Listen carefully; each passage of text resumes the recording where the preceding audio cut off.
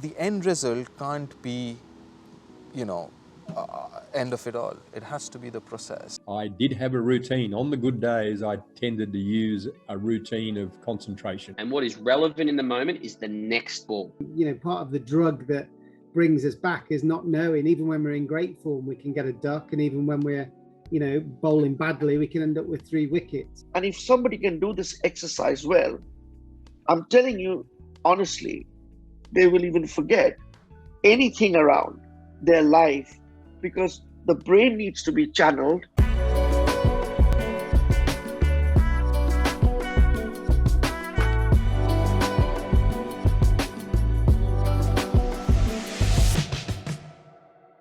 Cricket Life Stories with me, Neel Khagram. Today on the channel, again, we're joined by former Indian international Deep Dasgupta. Deep, how's it going? Not too bad. All good, all good. So Deep, on this one, we're going to talk about the mindset side of batting. And for a young player, perhaps, does it all start at practice? Definitely, yes. I mean, that's where we keep talking about being mentally strong. And I guess somewhere, and in a major way as well, that is connected with confidence. And that comes with how well you're practicing, how much you're practicing, because if it's like any other field, isn't it? If you're prepared enough, automatically that confidence comes, and you're stronger mentally, because you've done the hard work, you've done the hard miles, so you know exactly that you're good enough. How do you ensure that a player doesn't overthink their game, almost get their mind scrambled in between that game and practice period?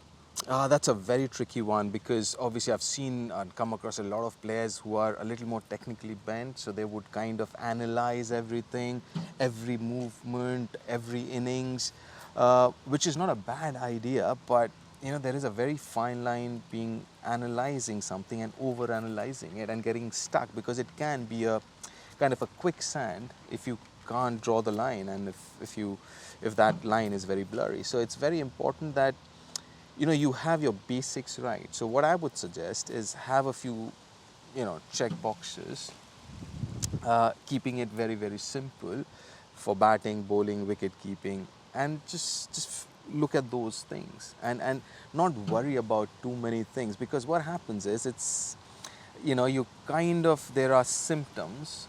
You've got to figure out the root cause and diagnose those symptoms correctly. Because what happens more often than not, and it's not just about individual players, but at times coaches as well. As coaches, we diagnose the symptoms and not the root cause. So bottom line, I guess, try and keep it simple. Important to analyze, but just keep it as simple as possible. Are you almost saying that a player should see their game more as a process, as opposed to looking at the individual scores, whether it be even if they get a century on the Saturday or a low score? Yes, I mean, one thing I'm sure you've heard and everyone else has heard about as well is being emotionally balanced and not be in an emotional roller coaster where you're doing well, you're like top of the world. You can't be a better cricketer, but then if you're not doing well, then you're sitting in a corner of your room and not getting out of your room. So one of the major things to kind of avoid that is, like you said, everything, let it be process-based. So then, even though you've got 100, you've got to analyze and figure out whether you're batting well or not, because there are very good chances, and anyone who's played decent amount of cricket and for a few years, they'll figure out there are days when you're batting like a dream, but you get out scoring 20. And there are days when you're not feeling well, you're not batting well, but you end up getting 100. And like you said, just think about the process. Were you bowling right? Was the ball coming out of your hand correctly? I mean, did you play the shots that you wanted to? Did you kind of hit areas that you wanted to? Yeah. You've obviously shared a dressing room with some of the greats of our game. Was that a common trait that you saw in that dressing room, that kind of mindset? Yeah. Seeing it as a process? Absolutely, yes. Because, we've all got to realize that we are in the business of failure here, right? I mean, the best players, name the best players in the world, their success rate would be 1 in 3, which is 33%, which is not a lot. I mean, you'll fail in any exam with that kind of a success rate. But we are in that business. So it's more than handling the 33%, it is how you handle the 66%. And for mere mortals like us, that could be 80% of the times. What about dealing with nerves? whether it be before the game, you're just about to walk out, your Yeah. next man in, or even in the middle. Maybe you're Yeah. a tail ender and facing a quick bowler, you have that nerve element. Yeah. Any tips for a young player perhaps watching this? I think the important part is to have a routine and prepare yourself. Bottom line is preparation. So, and this is what I keep telling people and telling kids is, it's important to prepare during a net session what you expect to get in a match. For example, a lot of us, we hit the nets and without a plan, we just go rock up and hit a few balls or bowl. That's about it, without a plan. It's important to have a plan and have specific plans for every net session or every session that you have, and make sure you fulfill those, because that's how you prepare yourself for the tough times. You can't be rocking up in net sessions and just not worrying about it, and into a game suddenly you're 40 for 4 batting, and because you don't know how to handle that situation. So when you're batting in the nets, make sure you kind of simulate those situations and tell yourself before a net session, you know what, I'm going to bat as if it's 40 for 4 and bat accordingly. You mentioned the word routine there. In Yeah. the middle, is it important to have individual things that help you keep fresh mentally, switching on and off between balls, etc.? Yeah. Obviously, you've got a test 100 yourself. That ability to go big. Yeah. Any tips again? I mean, routine is imperative. I mean, you've got to have a routine, you've got to have a plan. And when I say routine, because it's the biggest challenge that I think in cricket is, especially as a batter, because batting is reactionary, right? You react to the ball. You see a ball and you play it. So you see a ball, your muscle memory takes over and you do what you do. But the biggest challenge is what you do between two deliveries. So you've got good 10, 15 seconds or maybe even more between deliveries. And what you think, how you manage those 15, 20 seconds is very, very important, because that's the mindset you get into while you get into your stance to react to a bowler. And it happens to every player, whether you're the best player in the world or a young clubby, that dip in form, the feeling you can't even get it Yeah. off the square. Yeah. When you're going through a slump like that as a player, what kind of things, when you reflect back on the career you've had, playing at the highest level, Test cricket for India, what kind of things were you doing, were the greats doing around you in terms Yeah. of getting yourself back into form, getting that mindset correct? I think the bottom line is self-confidence to a great extent, and self-belief. Belief that, everything is kind of temporary, whether it's good form or bad form. Even if you're having a great year, I mean, you want to prolong it, but you also know if you play long enough, you'll have these periods where, you can do no wrong, and there are these periods where you can do no right. So you've got to learn. Obviously, that comes with experience and having the right people around you to guide you through those periods. But again, the processes are important. Obviously, there would be reasons, and those are the times when the things are going well, you don't analyze as much. But the problem is we tend to overanalyze when things aren't going your way, and that's the reason I keep saying, have those check boxes. And see whether you're having a good day or a bad day, things that you really need to focus on, and most of those boxes would be process-based. And then when you're in form, it's all about cashing in, when you're in the zone and yeah. going big. Oh yeah, because like I said, I mean, we are in the business of failure, so make sure 1 in 4, 1 in 5, that one is worth the other 4 failures or 5 failures that you would have, which you will have. Let's face it, I mean, you will have more failures than successes. So make sure those successes are big enough to kind of overshadow all the failures. And just to end on, what is your best tip for a young player perhaps watching this on the subject of mindset? On subject of mindset, plan. I think planning is important, because this is something that I've seen and something that I've done myself as well. In my career, just going for a practice session or a net session, not having a plan, not really knowing what I want to do, what I want to achieve with the 2 hours or 3 hours that I'm going to put in.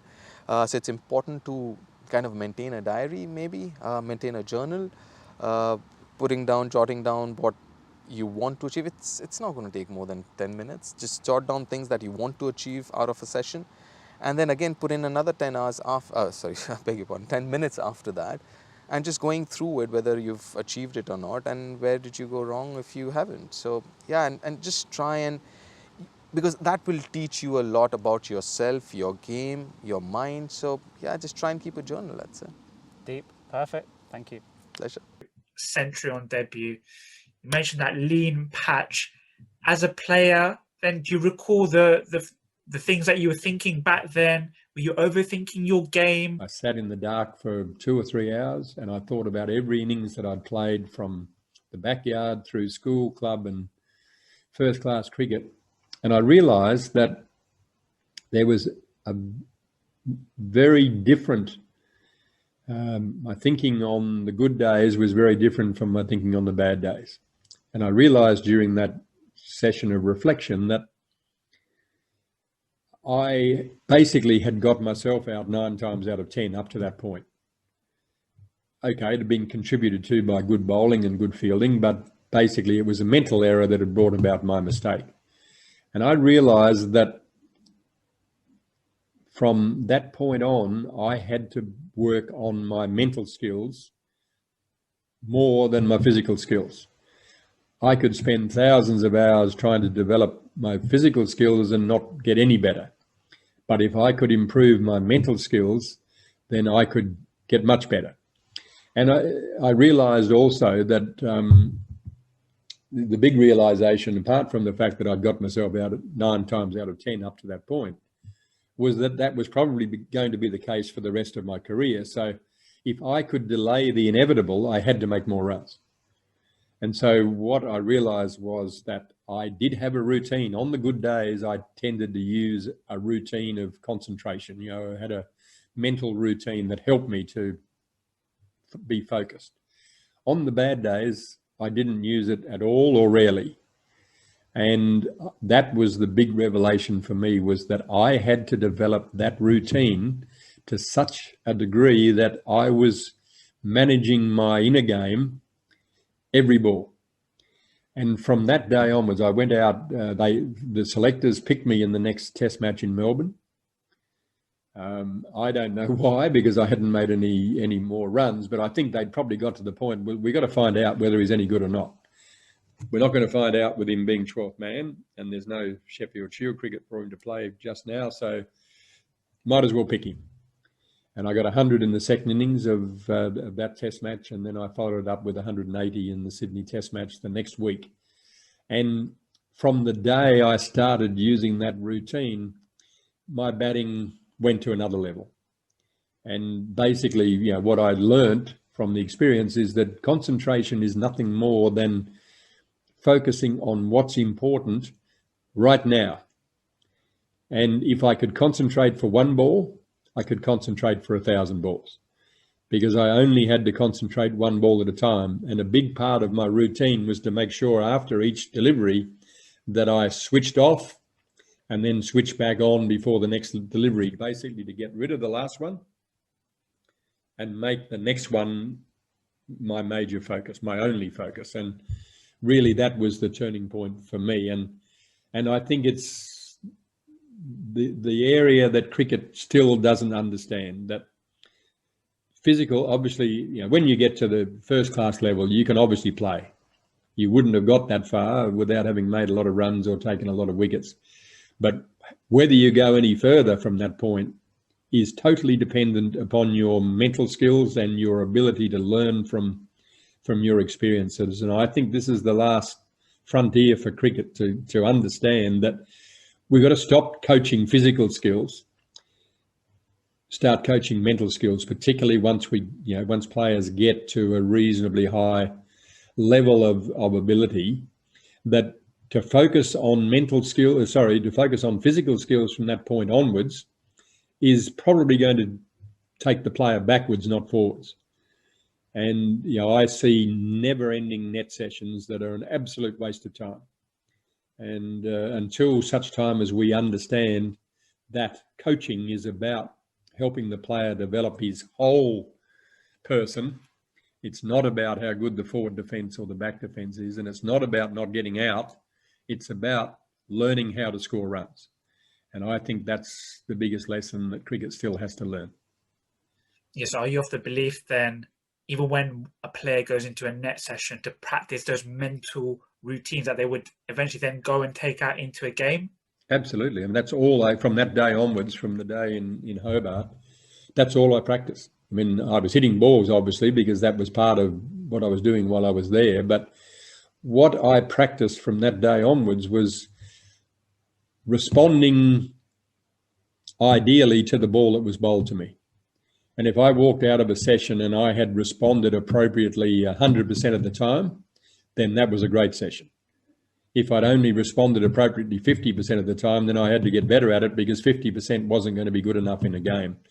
And I don't know how you walk out into a game with confidence if you haven't prepared those mental skills before you get there. If you've spent the days leading up to the game just developing your physical game and just hitting balls, then how are you going to respond to the different situations that crop up in a game? And I've spoken to a lot of the best players since, during my time and since my time. And every one of them, whether they know it or not, is developing their mental skills and have a very strong mental routine that they go through both at training and in games. It's rarely talked about, and people only ever notice how many balls they hit, but they don't notice that while they're there, they're putting themselves into game situations that they are likely to be confronted with in the game coming up, whether it's a red ball game or a white ball game. They're putting themselves into situations that they expect to confront, and they're picturing themselves batting against the bowlers that they will be up against, not the fella that's running in this day, but and also trying to find the types of bowlers.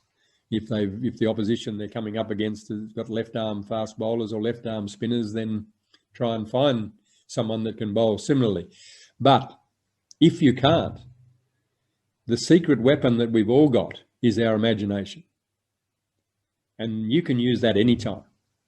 And probably some of the best training sessions that I did throughout my career were in my bed before going to sleep at night, just picturing myself making runs and batting the way I wanted to bat against the bowlers that I'm going to be up against. And we've all got that superpower, but not everyone uses it. And it is a superpower because it is so powerful. There is no difference. As far as your brain is concerned, there is absolutely no difference between an innings you play in your bedroom to one that you play in the middle. If you can emotionalize it, you can actually feel it and see it and hear it, it happens. For now, let's just dive straight into the specifics of this chat about the mindset side of batting. And when it comes to batting, high level question, what do you believe defines success? Should players look beyond the game-to-game milestones? I think success is consistency. So I think you look at anyone's career and you could pick one innings where they're great and one innings when they're not so good. They get a high score, they get a low score, and you can just judge them on those innings. And you could look at Virat Kohli right now and say he's not a good player because he's runs recently. But we're defined by our consistency over a long period of time. The reason averages are so sort of taken into consideration is they are a reflection of how many runs we score every time we bat. And for me, as I said like in my first year of Middlesex 2010, I averaged 50 odd. I was as good as anyone in that sort of squad at that time, but I wasn't able to get there consistently enough. And 2011, 2012, my average was probably 20 something. So my definition of success is consistency. I think that every single cricketer, every single batter, and Kohli's going through it right now. Root went through it in 2019, 2020. Steve Smith's been through it. Every single player has lean periods. David Warner averaged 9 in the Ashes in 2019. He's one of the greatest players Australia's ever produced across all three formats. So it's not that we don't fail, because that is not possible. Every single batter, even the great Don Bradman, failed and made ducks and had low scores. But to me, the best players are more consistent.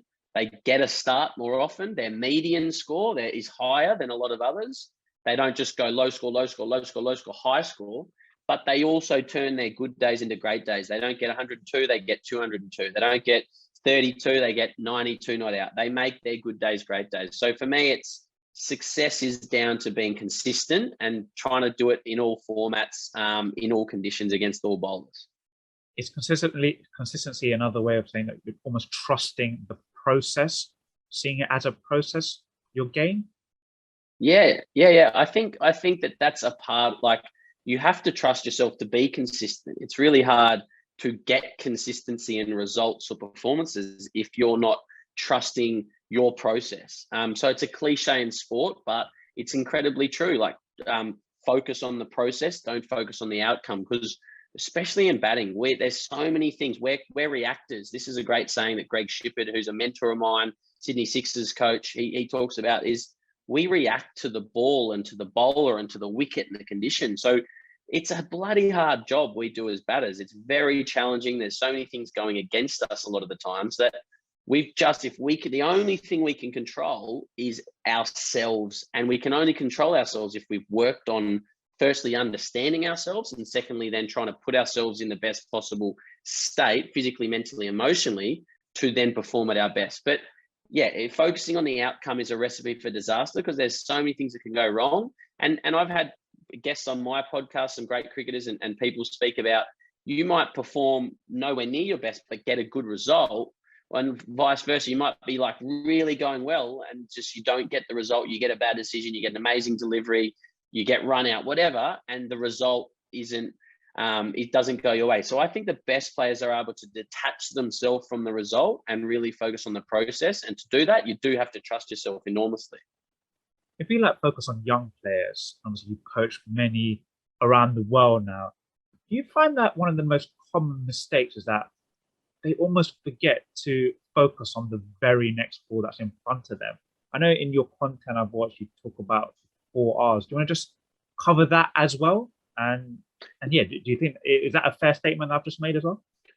Absolutely, except I would tweak it and say, I don't think they forget. I don't think they know how to focus on the next ball. So my 4 Rs, which I talk about, go into in a second, but I say to my athletes and in my talks and the people I sort of engage and coach and mentor, is the greatest skill any athlete can possess is not a forward defense, not a cover drive, not a flick, a leg spinner, whatever the sport. I believe it's the ability to focus your attention on the present moment, because the present moment is where we can perform at our peak. It's where we can perform to the level that we've trained ourselves to. But so many athletes get distracted, and their distractions come in the form of dwelling on the past or worrying about the future, getting anxious about what could happen, or thinking about things like in the batting sense, the scoreboard, who's watching, what your teammates are thinking, what the opposition have just said, what your average is, what happens if you get out. All these things are distractions, and they pull our attention away from what is relevant in the moment. And what is relevant in the moment is the next ball. So what working backwards from the idea that being able to focus your attention on the present moment is the number one skill for any athlete, I teach my athletes this process of 4 Rs. I think that the best batters and the best cricketers, the best athletes, they're thoughtful. They don't just go, oh, see ball, hit ball.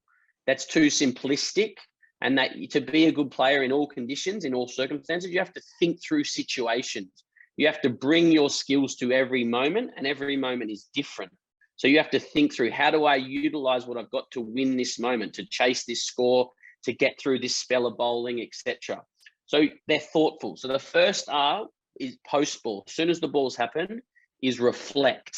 So I'll run through the 4 Rs really quickly. Reflect, relax, reset, refocus.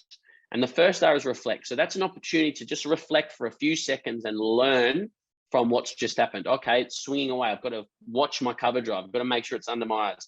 Oh, it's holding in the wicket. Probably can't drive again unless it's really under my eyes. Or I might need to walk down the wicket, get some weight into the ball. They reflect, but they do it simply and quite quickly.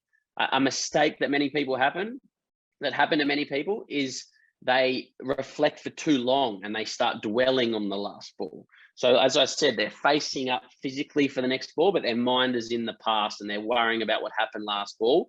That's where mistakes happen. So reflection should only be a few seconds. It happens quite quickly. You store it in the back of your mind.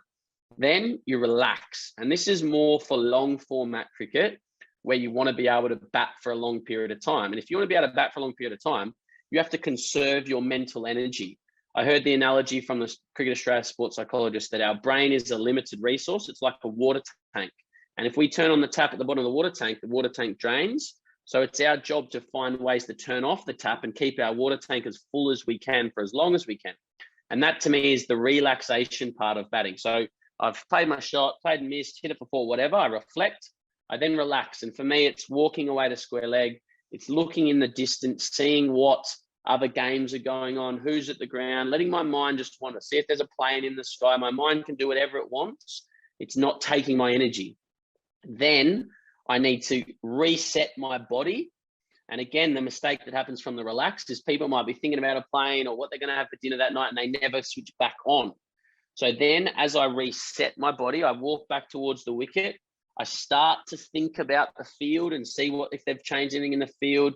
I go back to my reflection. I've fallen over last ball, so I remind myself I need to keep my head still. So my reset is resetting myself physically. I go through a little checklist of my grip, my feet, my head, and then the last thing I do is just push my head down the wicket to try and get in the position. So that's resetting my body, and it ties in a little bit with my reflection, reminding myself what had happened. And then the most important one is refocus. And as the bowler's sort of halfway through their run up for a seamer, it's only that last 4 seconds that I really need to focus. It's the milliseconds that the ball's delivered that I need to be fully focused, but I need to narrow my focus in that moment. So I might have been thinking about my head or my shoulder, but then bowler's running in and I have a cue word, I say something, and I encourage my athletes to say whatever it is that switches them on. So for me, I used to say game on, and that was a trigger. And then I would say, win this ball, win this ball, win this ball. And for me, that would give me a clear mind. I'm focused on the ball and just reacting to the ball. But if I wasn't saying anything, I might have a blank mind, and then I might have a thought come in, hit him over the top, like get him, or like take him on, or don't get out, or something that I thought would come in, it would distract me. And that's when I would make mistakes. So whenever I was very clear, it would be one thought, and it would be about the ball and reacting to the ball. And often when I was I'd get out and I'd walk off, I'd be thinking, I didn't switch on that ball. I didn't remind myself. I didn't go through my trigger and my process of focusing. So for me, that's the 4 R's. And I think they can be done anywhere against any opposition. If it's against a spinner, you relax for less because there's less time in between balls. If it's a T20 and you're only batting for 20 balls, you probably don't need to relax. You can think more about the game. Like, I need this run rate. This bowler's still got this to bowl. And you can use your energy because you're not batting for so long. So I hope that's given you a bit of an insight, but quite a long answer there. What happens? What would you say when one of your athletes comes to you and says, it's not only in the moment, but before I go to bed the night before, even when you're just about to walk out, that fear of getting out, you just can't get over that feeling. It's almost stifling their game, their technique. What would you say if a player came to you and said, Coach, I'm just fearful of getting out and it's impacting my game? I would start by saying, awesome, that's really normal. That shows you care. I would try and normalize it as the first thing and say, you're not strange, you're not unique in this feeling. It's everyone who cares. We're trying to perform well and we're judged on our results. We want to do well. That's normal. But I would try and remind them that it's just a game. It's just a game. And if you get out, yeah, you'll be disappointed, but life will go on. And to me, a big part of this it would depend on how much time I have with that athlete as well, because a big part of this sits about our identity as an athlete. And if we're identifying ourselves and we're giving our value as a human being by whatever score we get, well, then our whole identity is determined by that result. And we're going to be tense and anxious and fearful. To me, the best athletes, they are comfortable in themselves as human beings. They're very hungry. They're very driven. They're very determined to be the best they can be, but they are also at peace with the fact they will fail, they will get low scores, and that is okay. And that peace releases the fear. They say, look, I know I'm going to get out today, but I'm going to give it my best. And that, if you've got that mindset, you're going to play with a lot less fear of getting out than, oh my God, I have to do well today. I need to do well. It's my life depends. And a lot of people approach their sport and their cricket, their batting in this sense, with this thought that I have to do well. My life depends on this result. It's the most important thing in the world. And yes, our cricket is important. We care about it. We put so much time and energy into it. But for me, if this is a theme in a player, I would say, let's identify who you are as a human. Let's see what makes you you. It might be that you like your PS2, you like time with your family, you like going to the beach, you like long walks, all these other layers that make us us. If you can identify all of them and say, look, I'm someone who plays cricket. I'm not just a cricketer. My whole life doesn't depend on this result. Well, that allows you to remember that when you do make a mistake and you don't get a low score, you get a low score, you don't get the result you want. Well, that's okay. Life goes on. So for me, it's that process of like trying to make it not such a big deal and say, yes, I know you want to do well. You do care, but this innings isn't going to change your life, whether you get 100 or a duck. And try and release the importance, which is what we're so scared of failing and the negative outcome. But I try and take the importance off the outcome and just say, do your best. Say if another one of your players came to you and said, always nicking off, struggling to play off the back foot, hook shots not going well, head positions all over the place. Do you believe technique-based training is the way to go? And focus on specifics, because obviously that's what the players come into you for, thinking there's something wrong there. Or do you think that technique-based training alone can almost be a distraction and scramble the mind on this topic of mindset as a batter? I think it's an interesting discussion because I'm a big believer in technique. At Cricket Mentoring, we talk about and we teach there's 6 pillars of success: technical, tactical, mental, emotional, physical, and lifestyle. Now, mental and emotional are very much intertwined and sit together. But for what we say is your technique is the foundation of your game. And I look at a lot of good cricketers, a lot of average cricketers, and if there's something fundamentally wrong in their technique, in their bat swing or their positions, well, in my opinion, they have a limit to what they can do in the game. I think some of the great, like Rory Burns and Dom Sibley, are 2 pretty good red ball players. But there's a reason they don't do very well in white ball cricket and they don't play a lot of white ball cricket because technically they're limited. Alistair Cook was another one, but that limitation gives them an ability to be very tight and only play to their strengths. But for me, I would personally look at them and see what's going on in their game. And if it is something technical, well, we'll address that technical thing. But the challenge for any athlete is to be able to leave their technique in the nets and go out and trust whatever they've got in that moment, and not try and control their technique while they're competing. So we sort of use these 2 sort of zones. You've got a learning zone where you're thinking and you're consciously trying to control and learn and develop technique. And then you've got a performance zone where at training, you're trying to just compete. And I think the best players, they train in both zones. They're not always just technical and learning. They have times when they're in their performance zone, but they're not just competing. They're not neglecting their fundamentals. They're not neglecting their basics, but they're competing and they're still working on those things. So look, I think it's a combination. And for example, I've got a really good young player, a guy called Teague Wiley over here in Australia, who's just won the Sheffield Shield as a 17-year-old, the youngest player ever to. And whenever he comes for a hit, I'm picking up little technical things about his game, and I'm trying to reset him back to like where he plays his best cricket, where his head's still, his weight's able to transfer back down the wicket instead of across. So I'm looking for technical things. But in between that, we have conversations most days, and they're about his game plans, his mindset, what he's doing in his life, etc. And he's very good at managing, okay, I'm working on my technique right now, but once it's time to compete, I just got to trust whatever I've got today. not take the worries of technique, the thoughts of technique with me. And I think just on that point, Marnus Labuschagne, who I think is one of the best red ball players in the world, obviously ranked number 2, I think, in Test cricket. After the India series in Australia a couple of years ago, he averaged 30 something. He wasn't at his best. And then in the Sheffield Shield final, he got 190. And on one of the mornings, they did a masterclass with him, and he spoke about how post-India series, he had changed his grip. And to me, he was doing that during the Sheffield Shield season. The Test series ended, the white ball series started, but he was playing Shield cricket. And he'd gone away, identified, he'd analysed, he'd reflected and learned that he wasn't hitting his straight drive as well as he'd like because his grip was a bit off. He went away and he worked on it. And in the Shield final, he was back to his best. So to me, that's a player who's thinking about their game and he's implementing, he's going to tweak things, he's tinkering, he's trying to change things while he's still playing. He's not waiting until April because the very best players very rarely get an off season because they're playing cricket all year round. So he's fixing things on the go technically, but he wasn't obviously, wouldn't have been letting that distract him while he's competing. So I hope that answers your question. It's a really tough one for young players to juggle, I reckon.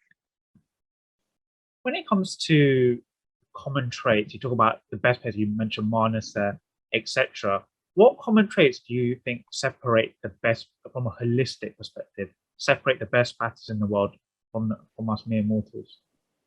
Well, going back to our 6 pillars of success, I think they're always working on themselves in all of the 6 pillars, and they're trying to be the best they can be in all. When I look at my career, I worked hard technically, I worked hard tactically, but I never worked on my mindset or my emotions because I didn't understand the importance of it. I just you only know what you know, and I didn't understand how that impacted how I performed until I finished my professional career and I started to learn about these things. So I think that they're pretty good in all of theirs. They're physically really fit. They tactically understand the game well and how to manage risk, how to manage certain situations. So I think they're good in all 6 pillars.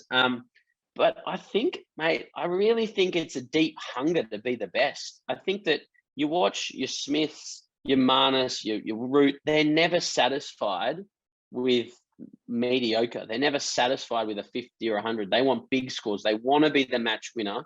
They always want to be a part of the contest. They're not happy getting 120 and going to sit down for the next 2 sessions. They want to still be out there. They want to be in the contest as long as they possibly can be and influencing the outcome. So that's something that can't be taught. It's something that can't be coached. It comes from within. How deeply do you want it? For me, looking back, I wanted to be a part of the group. I wanted to be a professional cricketer, but I didn't deeply want to be the best I could be and the best in my team. And that meant I didn't get to that. So I think that there's many, many good cricketers who have good techniques, and there's many good players with average techniques, with good mindsets, but it's the ability to combine them all, a really good understanding of the game as well. I think the very best players are students of the game, and they're always understanding the game on a deeper level. The game's always teaching us things, and they understand the game incredibly well. Whereas I think some that aren't as good don't have that deep understanding of the game. But mostly it's a hunger. You also think, also, we talked for a period now specific on mindset side of cricket. Do you think that it's actually an untapped area globally when it comes to training? A lot focus on technique, but the mindset side of cricket, visualization, etc. Do you think it's an area that the game still needs to kind of buy into globally and more focus on it? Absolutely. Like, I look back at my time at Middlesex and it finished 10 years ago. So things have probably advanced a lot since then. But we had a batting coach, we had a bowling coach, we had physios and masseuses, and we had a sports psychologist who was excellent, a guy called Steve Sylvester.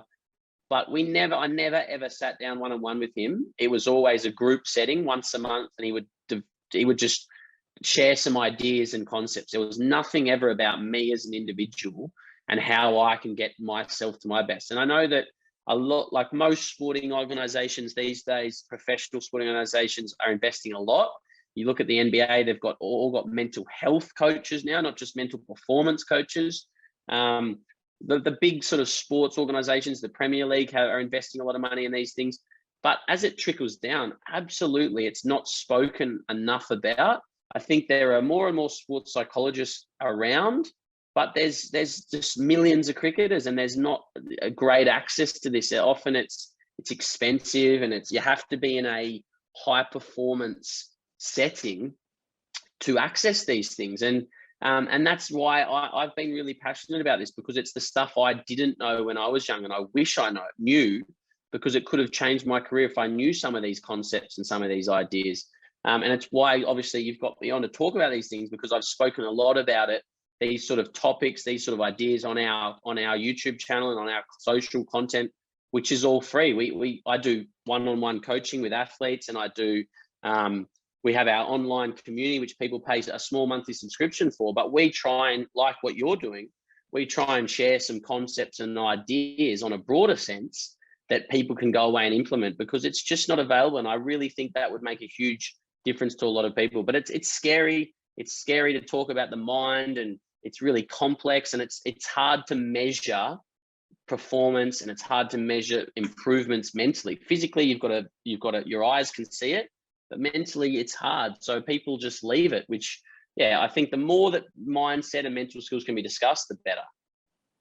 Well, it's been a fascinating chat. Just to end on, a young player is watching this. What is the one piece of advice you want them to take away from this chat on top of batting? Good question. I would say learn about yourself. Learn about yourself as a person. What makes you tick? What makes you excited? What makes you up for a challenge? What scares you? What excites you? How do you perform at your best? Are you really energized and up for a fight, or are you really calm and relaxed and sort of trying to keep your heart rate down? Learn about yourself as a person. What thoughts trigger what emotions? Do you, when you get sort of start thinking about a negative outcome, do you get sweaty palms and really anxious? When you start thinking about a positive outcome, do you sort of relax and just get that warm, fuzzy feeling? When do you play at your best? Learn about yourself, and learn about yourself as a player, and then start trusting what you're good at. Something I didn't do.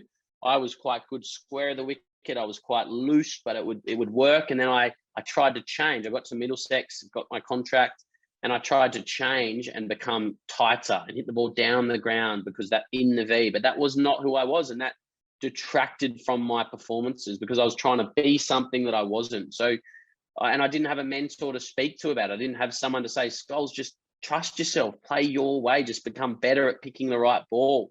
So learn about yourself as a human, but learn about yourself as a cricketer, and learn about the game. Be a student of the game. Always be listening to commentators, watching the game, thinking about field settings and why are they doing this, why are they doing that, how's he getting out, and these sort of things. Because if the more you can understand those three things, yourself as a human, yourself as a cricketer, and the game, that is where you're going to have success on the cricket field.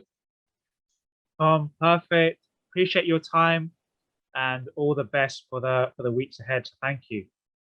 My pleasure. Thanks, guys. And anyone watching, appreciate it. Check us out, Cricket Mentoring on Instagram or YouTube. But yeah, thanks for having me on, and all the best to your followers and supporters. Neel Khagram, Cricket Love Stories, Tom Scollay. Thank you. Cricket Love Stories with me, Neel Khagram. Today we're joined by Sid Lahiri. Sid, how's things going? How are you, Neil? It's all good. Lovely to see you. Thanks for coming on the channel once again. A friend of the show. Yeah. So Sid, you're head of Academy Cricket Development at the Rajasthan Royals. You're going to give us some advice on batting mindset and mentality tips for all players. Let's dive straight into it. Would it be fair to say it all starts at practice? Yeah, it does. It does. Because sometimes what happens is when we practice with no fear. You see, the challenge of batting is that when you're batting, you will have to get out. You will get out. You know, you will make a mistake. You can't just remain not out all the time. That the game doesn't evolve like that.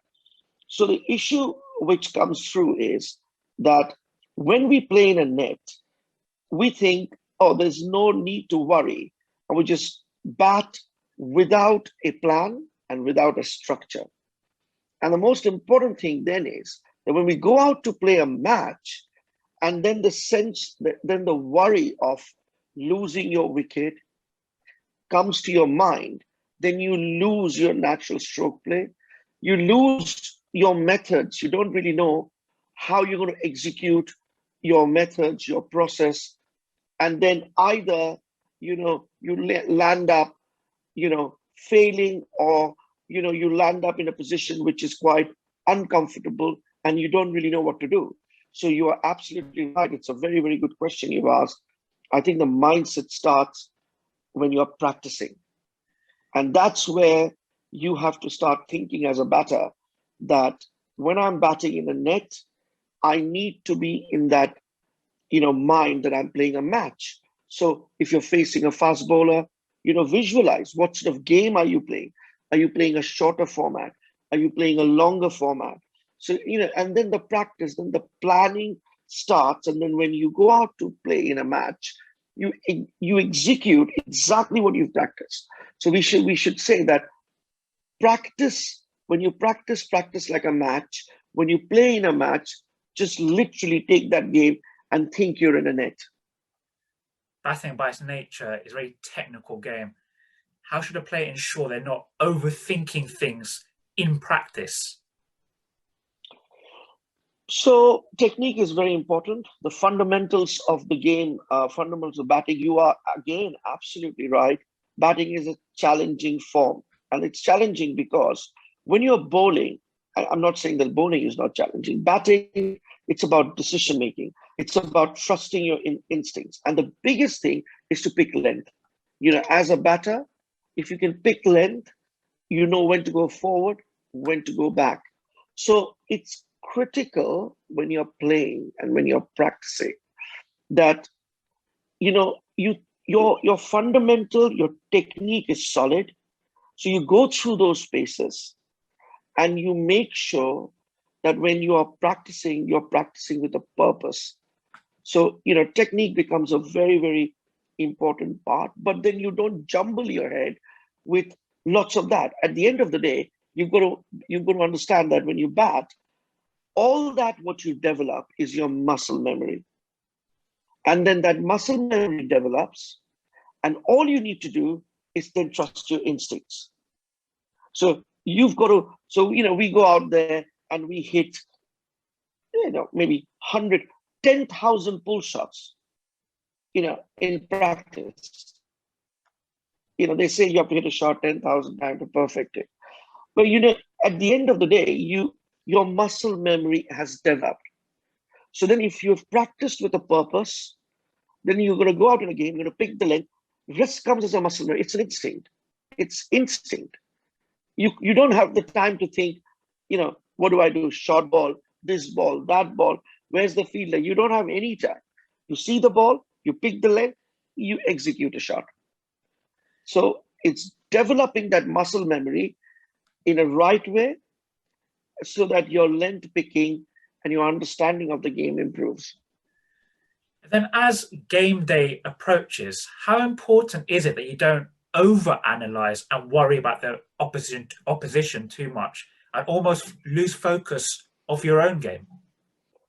I think, Neil, again, really good question from you. I think cricket's like your title, life stories. Cricket's like life. At the end of the day, too much thinking just clouds your brain. When you bat, if you think about performance, if you think about the bowler, if you think how your runs are going to come, the first thing you will ignore is to watch the ball, and then after watching the ball, executing a shot. You'll completely ignore that. And the reason you're going to ignore that is your brain's completely occupied with thoughts which you cannot control. Imagine if you were going out to bat tomorrow and you didn't know, let's talk about the England-India series as well. Today, Rory Burns got out 5th ball. Night before, I don't think so he had any idea that's going to happen. So for him to think about Jasprit Bumrah and all of that, doesn't really add up, because at the end of the day, he's going to go out there Batter has to go out there and execute. So the most important thing, however simple it looks, is watching the ball. If you watch the ball, your instincts will take over. If you do not watch the ball, you will start thinking of things which you cannot control. And then players, whether they're an IPL player, test match player, or a young player in an academy, we're all humans. How should a player deal with nerves? So again, a bit of nerves is not bad because that brings out the best in you. But I am big in advising to junior players who are coming from our academy in one particular thing. We are becoming increasingly a result-oriented society. And that worries me a lot because, results are not in your control. I mean, you're running this wonderful channel.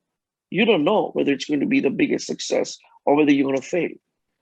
I think the most important thing is to think about your process. How you're training, how smartly are you training? Now, I'll give you an example.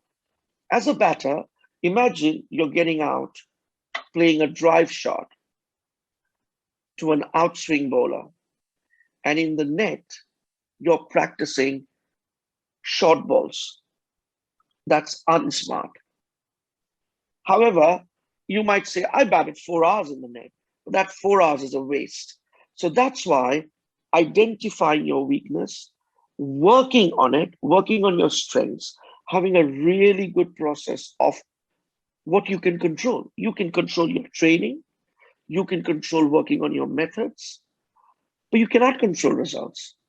So we need to get out of this, and that will take away the nerves. When you look at an MSD, right? I take the name of MS Dhoni because people think, okay, there's a video, and I want some of the young cricketers who are going to watch this one to watch that video where he's batting against Akshar Patel in an IPL match.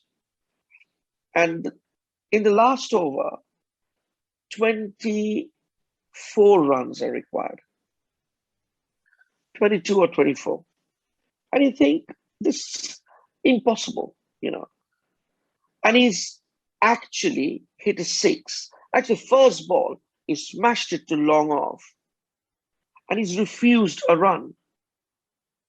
And then he hits 4 sixes and finishes the game. Now, that cannot be planning. That he definitely would have nerves. But actually, what he's doing is he's focusing his mind on watching that ball and smashing it out of the park. So he's holding his shape. He knows where his strengths are. So that's a really important thing for everyone. That's the way you can start taking away these nerves. A little bit of nerves will be there. But the way to avoid is you have a really good process of learning and not to worry about selections, not to worry about performances. And then when you actually walk out to the crease, what should your mindset be in terms of intent? So should it be aggressive in terms of calling, quick singles, or occupying the crease would be best? Or is it just a balance of everything? Again, very, very good question. Depends on what format you are playing. So if you're playing a T20 on a flat deck, you're going out with that mindset, which is positive.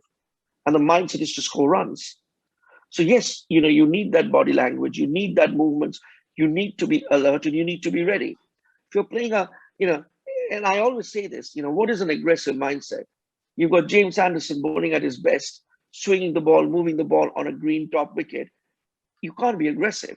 Aggressive there is understanding where your off stump is, understanding where your methods are, understanding where you're going to score runs from him, or how will you bat against him. Aggression always, we get kind of misled by this word. Aggression means, oh, I'm going to go there and I'm going to show the world that my strike rate is 170. Aggression is also how you're coming in and actually defending a ball. Aggression is also that right? I look super confident when I'm defending. I look super confident when I'm leaving a ball. So it depends on what type of formats we are playing. But you're right, you. But again, it depends. It's an individual to an individual. You look at Virat Kohli, right? And you look at Virat Kohli and you think he's like, right, he's full of energy, full of beans, right? But then you also look at Hashim Amla and you look at a Rohit Sharma. I mean, when Rohit is batting, you look at him and think, well, is he going to be the guy who's going to hit 7 sixes in a game? So aggression, mindset, you don't have to copy anyone, but when you're on the crease, you need, as you walk in, your first job is to see where the cricket ball is. I would strongly suggest that for younger players. And then what are the keys to staying mentally fresh through an innings? Yeah, I mean, listen, one very, very good thing if you're playing, because batting at times can be draining, batting comes in cycles, and you bat with your partner, and you get out to bat, and you suddenly notice that all the bad balls are being bowled to your partner, and he's just gone in and he's on 30 not out, and you are getting the best balls in the world. So you need to have that patience. You need to have that calm demeanor. You're thinking, I'm sitting here and I'm batting. I don't need to rush. I don't need to rush anything. Because it comes in cycle. Your cycle will also come. And also, it's crucially important that when you are batting, you will get these moments when you will feel you're timing the ball well. You will feel you're not timing the ball well. So it's really important to locate the cricket ball. That's one very good exercise, which really because I tell you what all the time happens. We beat ourselves. We are our biggest enemies. So when a ball is bowled and you've played the ball, it takes another 2 to 3 minutes, or sometimes a little bit more, or sometimes a bit less, for you to face the next ball. Because the bowler's got to go back to the run-up and has to come back. And that's enough for our stupid brain to start worrying about things. So if I've missed a ball and I'm thinking, wow, this guy's just, wow, what's he bowling next? If I've hit a boundary, I've got this sort of energy thinking, right, should I go? I'm going to hit the next one as well. So the one way to stop that, and to answer your question, is to locate the cricket ball. So when you're batting, imagine you played the ball and the ball's gone to the keeper. To take your mind away from any thoughts, you don't need any thoughts, positive, negative. You just need to preoccupy your brain so that the brain doesn't allow you to give negative vibes. And then, Neel, what happens when you're 60, 70, a batting game is easy.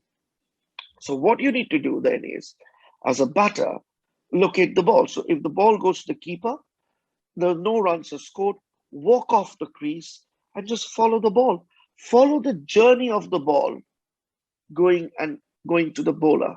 So if it's a longer format, keeper will throw the ball to first slip. First slip will throw the ball to second slip. Second slip will throw the ball to third slip. Third slip might throw the ball to backward point. And this is the journey of the ball till it reaches the point when the ball's thrown and the ball's now going straight to the bowler's hand. Now, when the ball's gone to the bowler's hand, you've been standing relaxed and you've been following that. Now you don't have any more time to think about anything because you've got to get your crease, settle in and wait for that bowler to come in and bowl. So what you're doing is you're stopping. And if somebody can do this exercise well, I'm telling you, honestly, they will even forget anything around their life because the brain needs to be channeled. And once the brain is channeled, it'll function. So the key takeaway there, just focusing on the next delivery. If you played and missed, absolutely, just let it go. Absolutely. Focusing on the next ball. Absolutely. Yeah. Who cares? You could nick off and someone drops you. It's not your fault that someone's dropping you. Listen, Never as a batter should you think how well I'm batting. Because when someone scores 100, we don't say, oh, this was an amazing 100. And when the same player scores another 100, we don't say, oh, this is a rubbish 100. It's people who say that. On the stats, in your career stats, it'll say 100. It won't say, yeah, it's 100, but he gave a few chances. They won't say it's 100 and he didn't bat well. No one's going to say that. And then again, from a mental perspective, how should a player look to construct an innings? I.e., should they choose which bowlers to score off, etc.? Any tips you can give youngsters? I think the first tips I will give to younger players, if they have any aspirations to sort of play at a higher level, work on your technique, because that's the first fundamental. You can't play at a top level, or no matter any level, with a very conservative technique and faulty technique. So work on it as a younger player. The next piece of advice which I would give to them is the back foot game is now critical for batters. You've got to be very strong of the cut, you've got to be very strong of the pull, you've got to have a very good onside game. The reason I say that is, especially when you're playing in England, when the ball swings, when the ball moves, playing a drive shot through cover becomes very difficult. Because yes, you can execute a few, but you nick off as well. So understanding where your off stump is, if you wanted to play a longer version, being strong on the leg side, and being good with the short ball are basic fundamentals which they need to work on if they want to have a sustainable cricketing career on the 4-day, 5-day format. If they're playing one-day cricket and T20 cricket, it's the same. They have to be strong on those shots, but they have to also now learn different shots. They've got to learn the drive along the ground. They've got to also learn the drive going over mid-off, going over long on. They have to learn the sweep, learn the reverse sweep. They've got to learn all these shots because they'll have to execute them. So, it's batting to score, Neil, not batting to save your wicket. When you bat to save your wicket, you're not going to be successful. So you've got to be busy at the crease. You've got to look for a single. So as we spoke at the beginning about, practice. So a decent ball in practice, and you defend the ball rolls back to the bowler. That's poor. No one's interested in how good you look. Same ball, you've defended with soft hands and dropped the ball in front of sort of, squarish cover or something, and you've taken a single. That's smart training. So when you're going out there, you're rotating the strike. You're not just stuck and facing the best bowler in the world 6 times. You will nick off, boss. And then you touched on this earlier in the chat about failure, but I think it's worth diving a bit deeper into the topic. Like in our game, it's almost seen that if a batsman doesn't get 100, it is a failure. What tips would you give youngsters in terms of, dealing with that aspect from a mental point of view? Well, I think you must fail. You will fail. And the simple equation for that is, let's pick the 4 best test match batters. Smith, Kohli, Root, Williamson. Okay, let's say these are the 4 best players now. What's their average? 50 plus.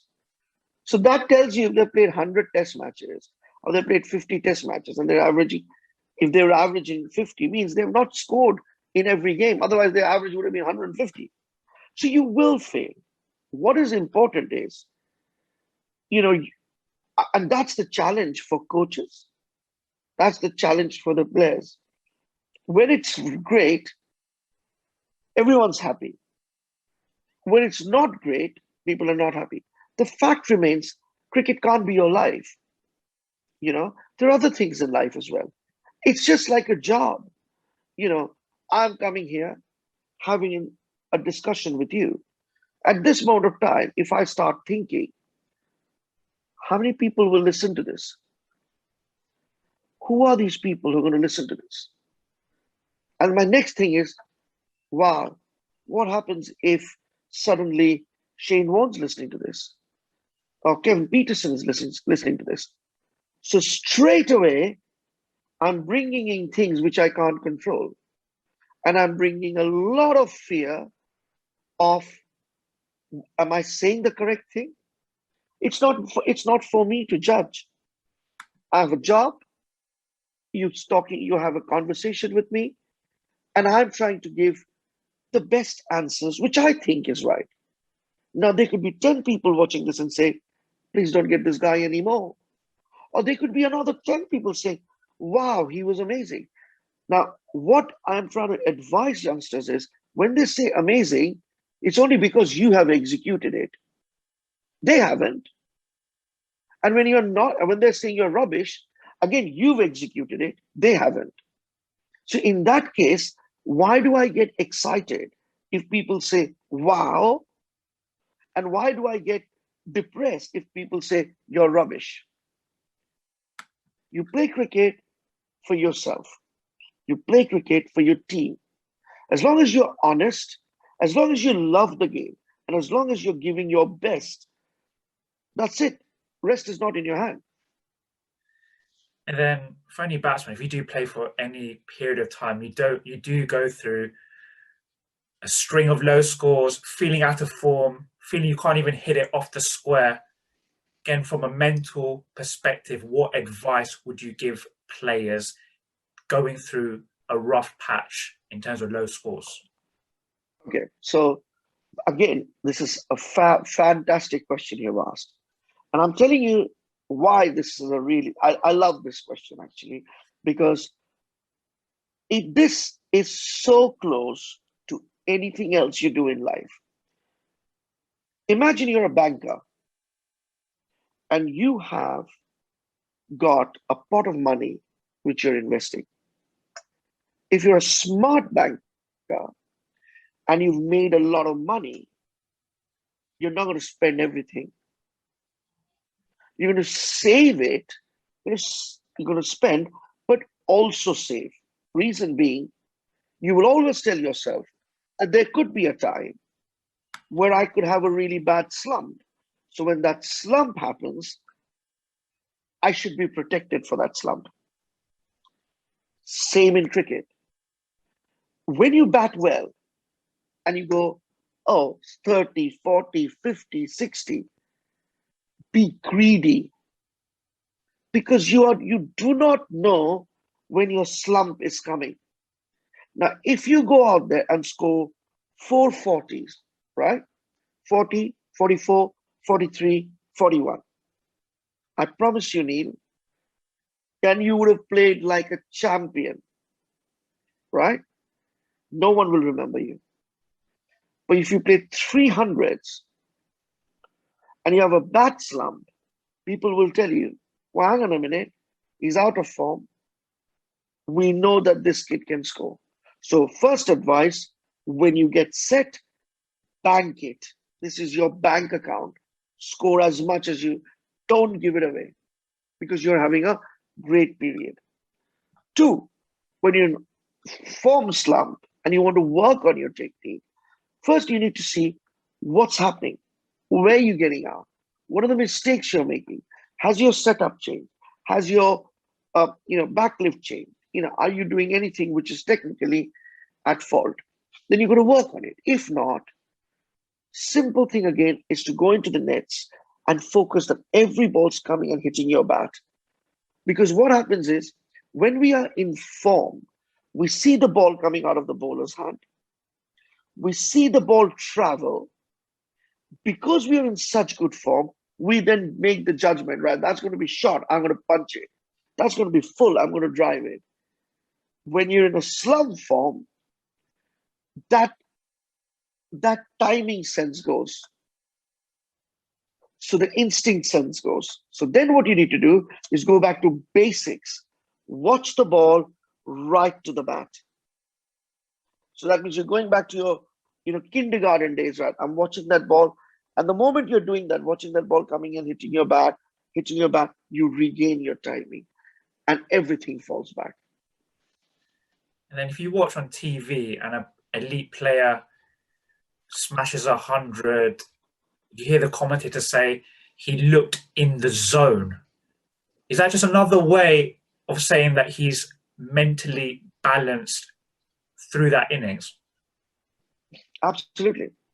Absolutely. When they say that, all they mean is he's gone out there and he's got grips of his batting, and now he's in that sort of mental space where you've got to get him out.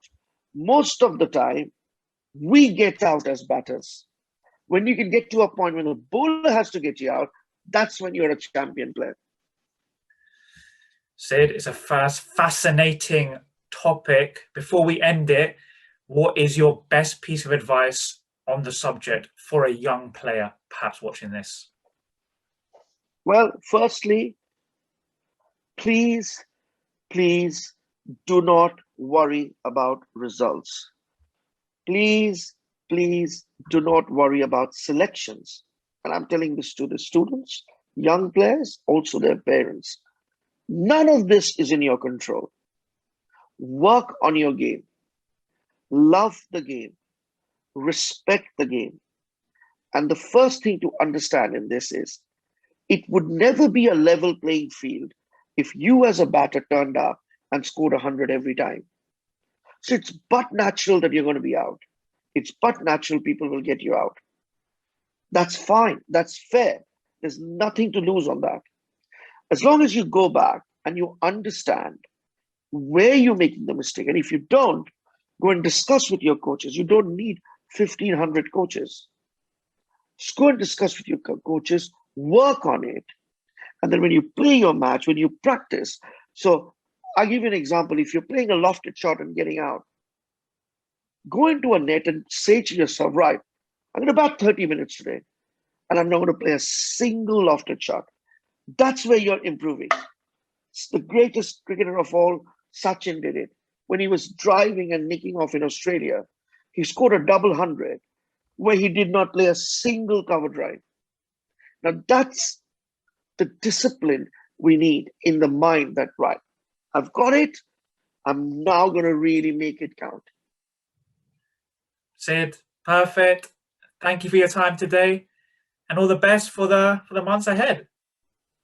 Neel, well done again to you. I've been watching all your interviews. I'm very glad that I started. We both started pretty at the same time, early days, and I see you growing. Well done, mate, and thank you for inviting me. And I hope, people and young players especially enjoy this, and look forward to speaking to you again. And good luck to you, and all the best. Thank you, Sid. So Neel Khagram, Cricket Life Stories, Sid Lahiri. Thank you. So Cricket Life Stories with me, Neel Khagram. Again on the channel, delighted to be joined by former Indian international Deep Dasgupta. Deep, how's it all going? All good, brilliant actually. Finally after the World Cup, getting to spend some time at home.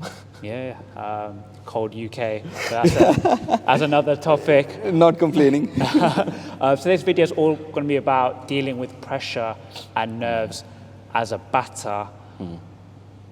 What would you say to a young player feeling that emotion, the pressure? Perhaps the biggest one is pressure of getting out on a game day.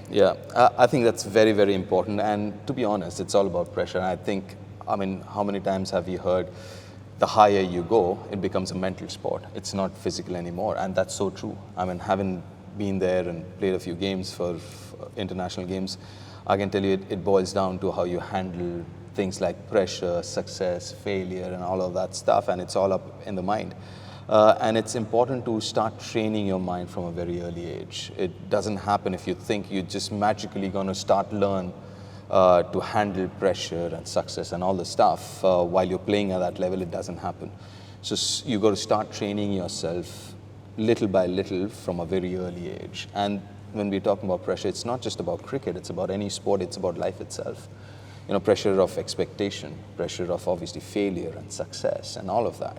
So I think it's just part of, everyone's life. And Yeah, and for example, and this is what I would suggest, is break down whatever, let's say, because we're talking about cricket here, break down how you see success or failure. You know, a lot of us, we see success and failure based on absolute numbers. So you haven't got 100, oh, that was a failure. You haven't picked up 5 wickets, it's a failure. So if we kind of isolate the process of getting to, let's say, 200 or 100, or the process of getting 5 wickets, I think if we can kind of focus on that and not the end result, I think you kind of prepare yourself better that way. Because as we know, at times we don't have control over the end product, right? You might be batting very well, but maybe a poor decision or your one mistake can cost you your wicket and you're suddenly out, even though you know you're hitting the ball well, you know you're batting well. Same with bowling. You might get a 5-wicket haul bowling absolute crap, full tosses, right, and half volleys, but you might end up getting 5 wickets. But there'll be days when you've absolutely bowled jaffers, but you've only picked one or maybe none at all. So I think it's very, very important to kind of understand and separate the process and the end result. And in batting, we all know it can be over in a fraction of a second. As you said, you could be hitting it like a dream, but then you can be back in the pavilion. Yeah. The importance of focusing on the very next ball. Yes.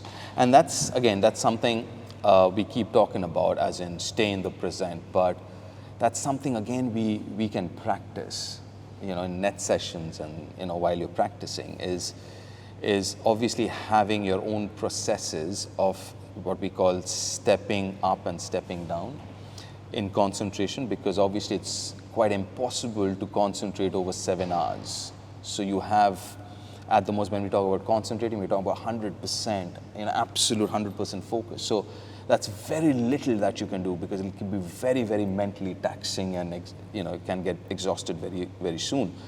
So for that, I guess when you're in the nets, you find your own processes. For example, I would, you know, as soon as I would play the ball, I would look at something else which has got nothing to do with the bowler or the match or the opposition.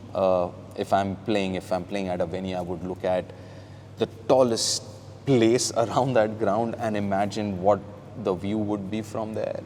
So obviously my home ground, Eden Gardens, so there is this, if you notice, there is this football tank. There's a water tank in the shape of a football, and you can see it from the ground. And at times I would imagine myself sitting there and what the view would be like of the Ganges, the Howrah Bridge and stuff like that, or sit on top of one of those floodlights. And then, obviously, that is stepping down. Now, it is also important to step right back into that focus, area of focus, 100% focus. Then you have your processes. For example, a lot of players you'd see, you know, they're very fidgety with their pads or their helmets or something. That's nothing but getting your mind and your body ready for the next ball and getting yourself into the present or what's going to happen in a bit.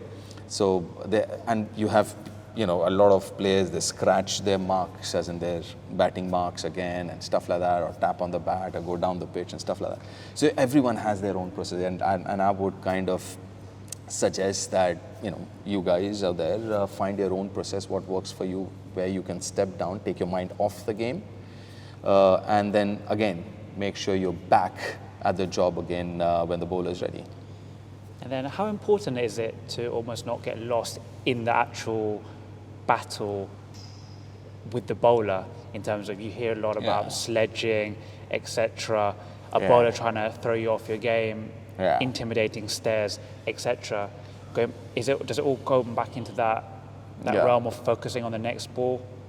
Yeah, absolutely, yes. So if you're in that kind of process or in that mindset where you've taken your mind away from the game, because if you think about it, while you're actually playing the sport, take cricket, it's basically half a second, maybe 1 second, but it's the time between the two deliveries and 2 overs where you have a good 30-odd second or a minute and a half in case of, you know, between overs.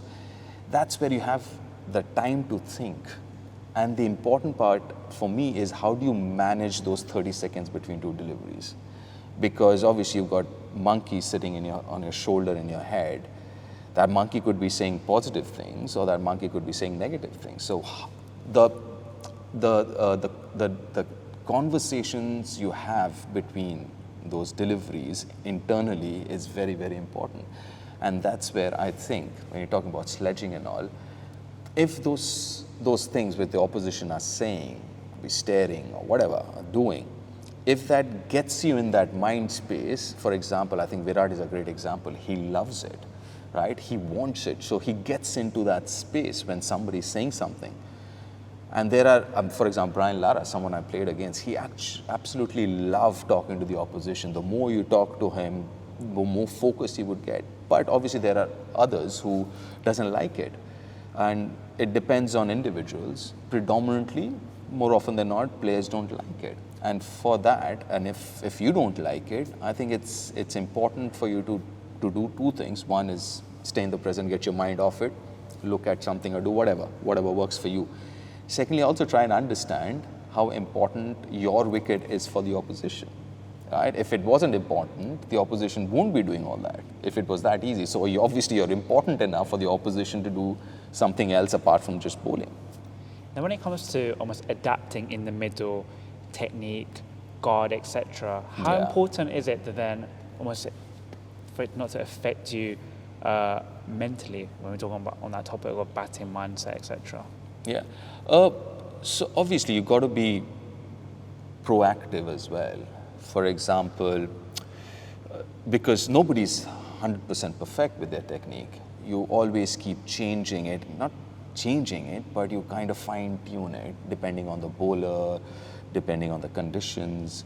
For example, if it's a bouncy pitch, and it's a quick pitch, you want to make sure that you don't have a very high back lift. You don't want to be late on it, so you kind of manage the back lift. You want to keep it shorter, and so you can get the bat down quicker.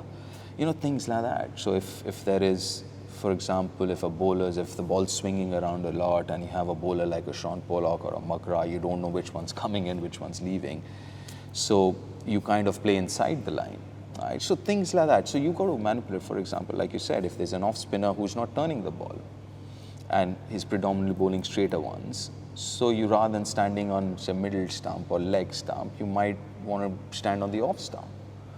Things like that. So I think you've got to be thinking and be proactive, and not let anything else affect you. You've got to read and assess this condition, situation, and the bowler and everything else, and please, there's something that I keep seeing a lot of kids and coaches trying to make sure that the technique is perfect. There is nothing called perfect technique, nothing. Our bodies are different, biomechanically we are different, our bat swings will be different. We try and get to what is biomechanically could be the perfect thing, but obviously nobody's perfect. So we all trying to kind of handle those deficiencies or weaknesses, and the guys who do it the best, guys who succeed. You talk about assessing conditions.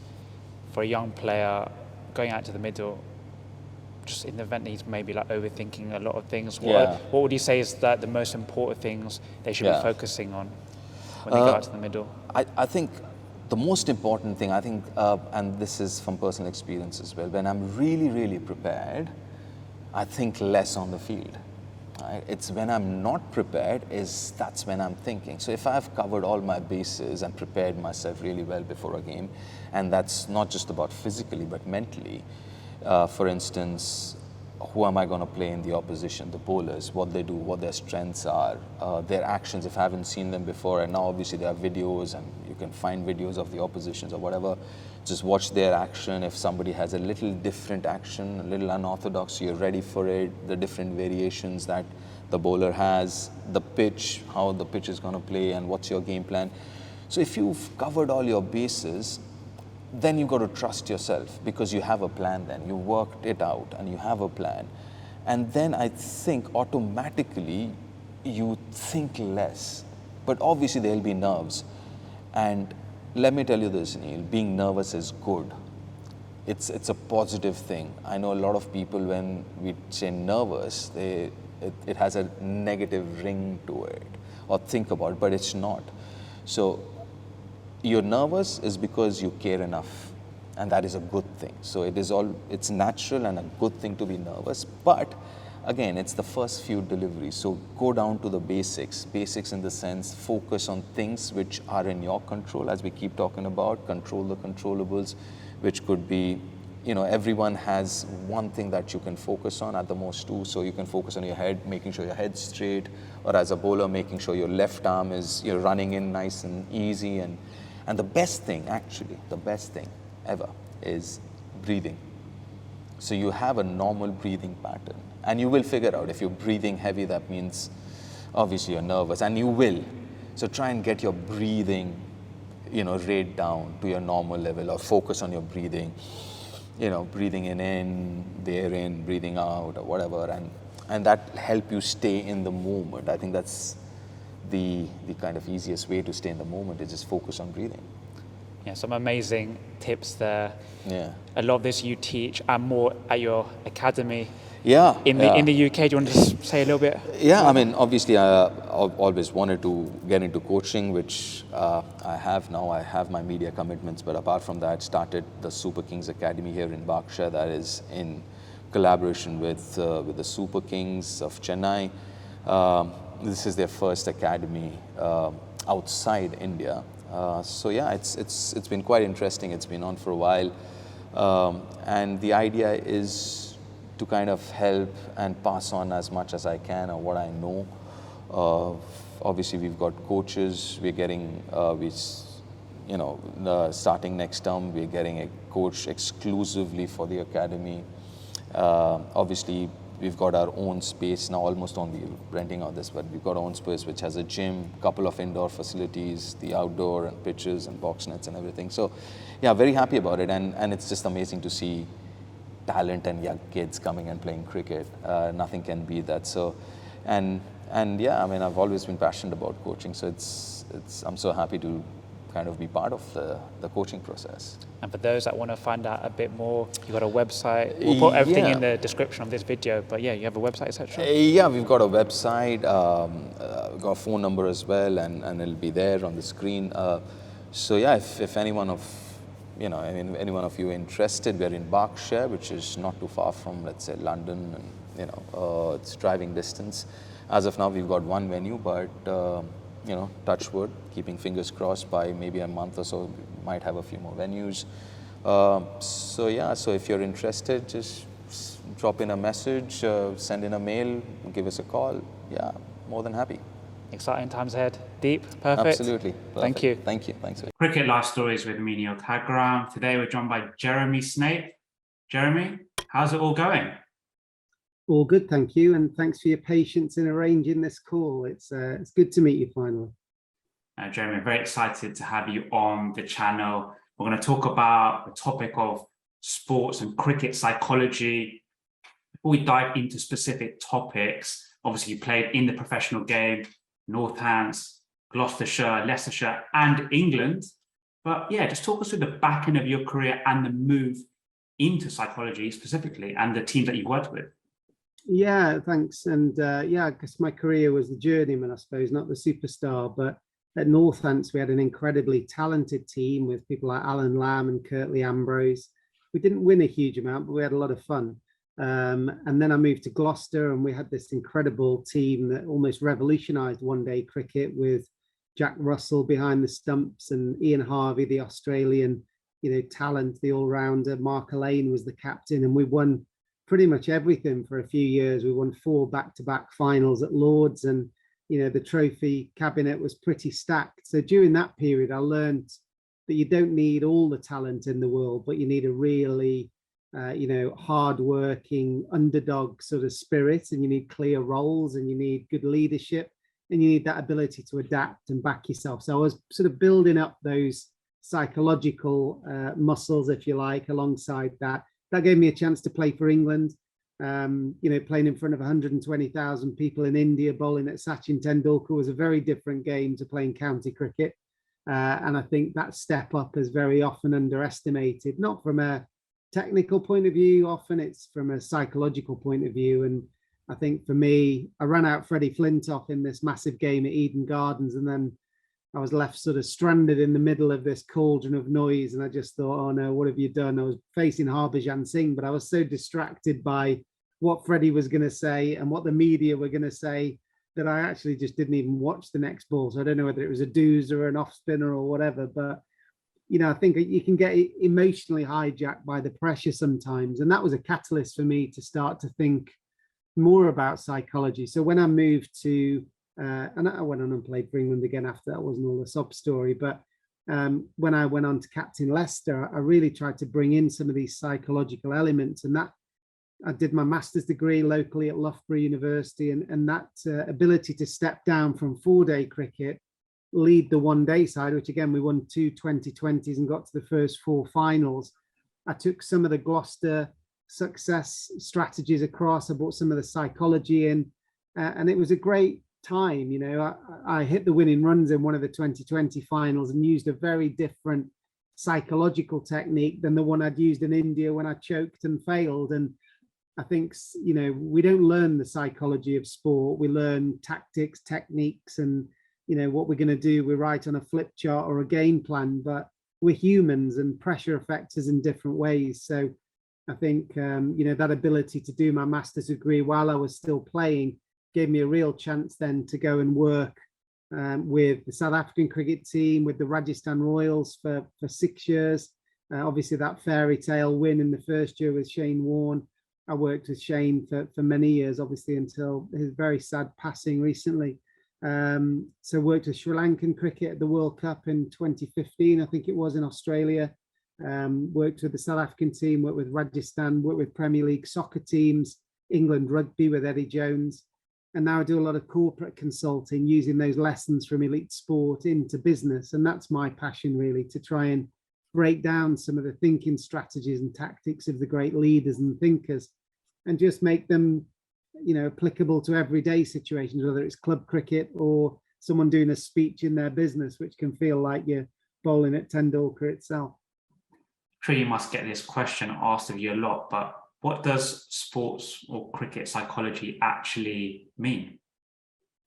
Well, I think it's cricket thinking. And again, you know, when we think about psychology, we think about this doctor sitting down the hallway in a white coat with a clipboard and a sort of set of experiments ready to plug in. But to me, it's just cricket thinking. And I'm really passionate about, you know, how do people prepare for a match? You know, how does a club player start to think about how they're going to play in this game? You know, you can get beaten about an opposition before you even start if you're not careful.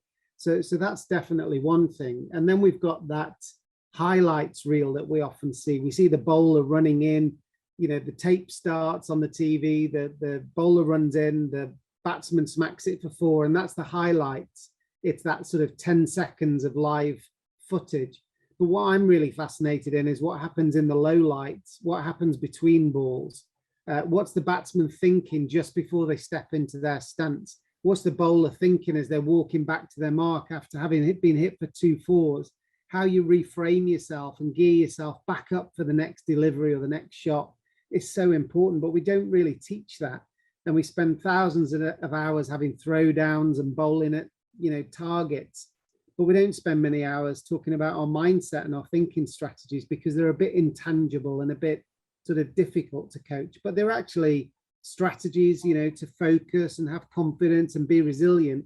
They're the same strategies as you would use in the gym or in, you know, batting drills. You just need to spend time practicing them. So that's my passion.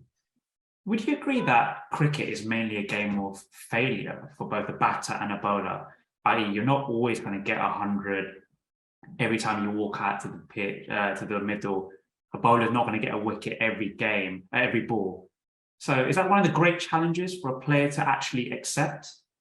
Yeah, I think you're probably right. I think, you know, even the very best players, and it's the same in tennis or golf or whatever it might be, you know, some of the sports that have got that individual scrutiny. You've got sports like swimming and cycling where they're a bit more physical dominance. They're individual sports where it's about you acting like a machine, whereas there are so many variables going on within cricket.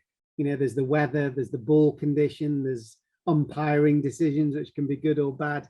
You know, and there's bits of luck like that play a massive role. And sometimes you come up against, great players that you try and battle against. So I think, the ability to cope with the tough days and the days when it doesn't quite go to plan are absolutely fundamental, that resilience and that perspective. And even in some of the best teams that I've either played in or coached, South Africa had a fantastic team. Sri Lanka had a brilliant run in that World Cup, got through to the semi-final.